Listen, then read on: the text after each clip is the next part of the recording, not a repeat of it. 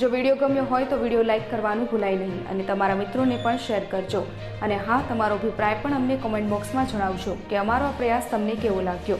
દરરોજના મુખ્ય સમાચાર મેળવવા માટે અમારી ચેનલ ત્રિશુલ ન્યૂઝ સબસ્ક્રાઇબ કરવાનું ભૂલાય નહીં. જો આ વિડીયો તમે ફેસબુકમાં જોઈ રહ્યા છો તો વિડીયો લાઇક કરી દેજો અને હા, સાથે સાથે અમારા ત્રિશુલ ન્યૂઝ પેજને પણ લાઇક કરી દેજો. ધન્યવાદ.